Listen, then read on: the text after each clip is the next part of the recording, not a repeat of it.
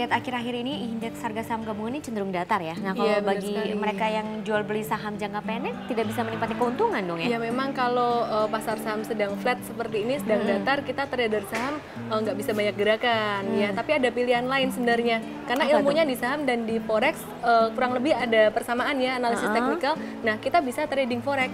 Oh, oke. Nah, ini nih yang menarik nih. Ini kan kita bahas dalam Your Money kali ini. Jadi apa plus minus dari trading forex dibandingkan dengan trading saham bersama praktisi pasar modal Ellen May.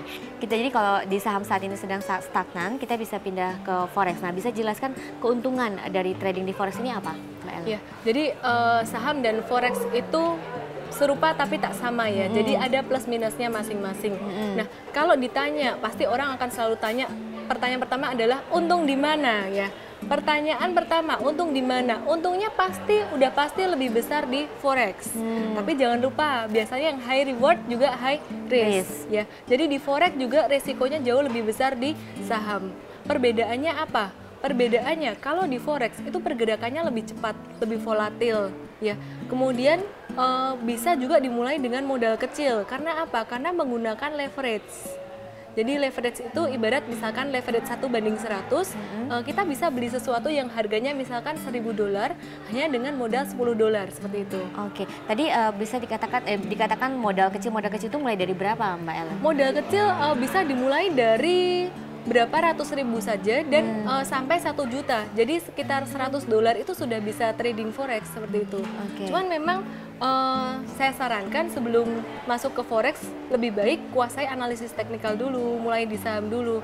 Karena memang di forex itu pergerakannya lebih liar, lebih volatil seperti itu. Nah, tadi keuntungan leverage itu tidak ada dalam transaksi atau trading saham? Ya, sebenarnya di saham ada yang namanya trading limit, tapi perbandingannya hanya mungkin 1:2 sampai 1:3.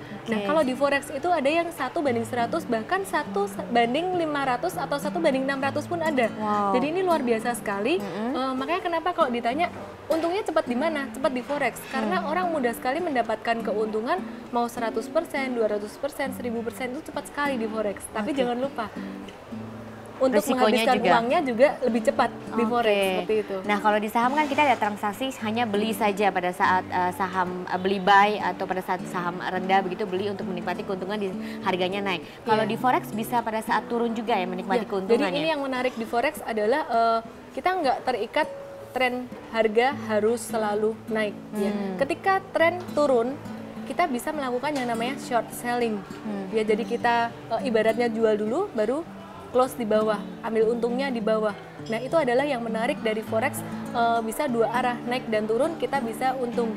Cuman kalau di saham bedanya kita trading saham berarti kita mengharapkan harga saham itu naik, itu aja. Iya. Nah, tapi kalau untuk pemula, saya sarankan start di saham dulu.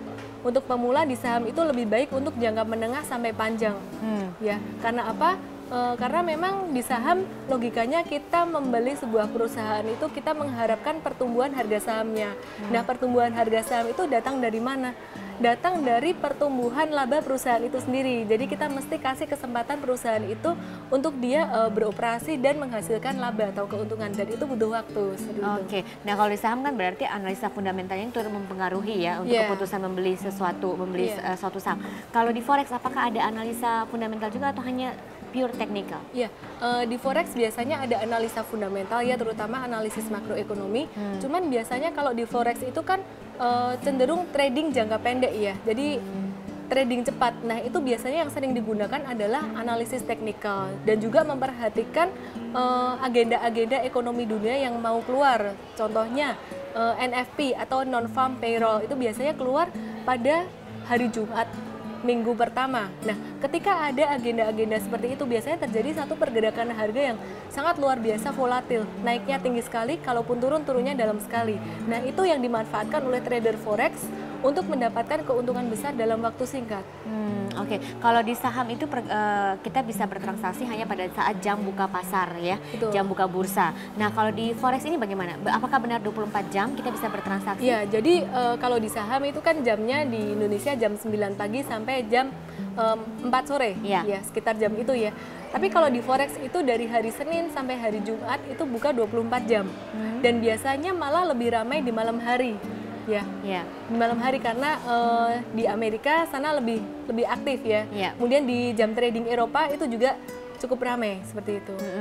Jadi kemungkinan untuk mendapatkan keuntungan maupun kemungkinan kerugian juga lebih besar karena jam transaksinya juga lebih panjang begitu. Iya, dan likuiditasnya juga lebih besar. Kalau di Indonesia mungkin likuiditas trading saham, transaksi saham sehari itu sekitar 3 sampai 7 triliun rupiah. Nah, kalau di forex itu sampai sekitar mencapai 7 triliun dolar. Jadi sama triliun tapi dolar. Ya. Ya, jadi mungkin bagi pemirsa yang tertarik untuk bertransaksi di forex ini tetap yang diperhatikan adalah harus menguasai dulu ya secara teknikal analisis begitu. teknikal, psikologi trading, money management yang paling penting sebenarnya adalah psikologi trading. Karena di forex itu biasanya orang untung di depan, seneng. Kemudian di belakang serakah. Kenalah margin call. Ya uangnya habis. Bisa sampai nol. Kalau itu tidak akan terjadi di saham ya? Di saham itu sangat jarang sekali terjadi selama tidak menggunakan trading limit. Saya pernah menjumpai juga di saham ada yang menggunakan trading limit. Apa sih trading limit?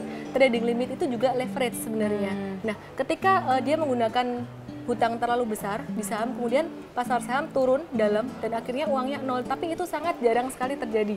Kalau di forex kena margin call itu sangat umum terjadi. Jadi harus siapkan mental ya untuk bisa kehilangan uang semuanya ya. Yang jelas siapkan ilmunya dulu sebelum memulai ya. Oke, baik, terima kasih Mbak Ellen. Semoga ini bermanfaat bagi pemirsa. Jadi saya juga ingin tahu caranya seperti apa kalau kita mau melihat pergerakan harga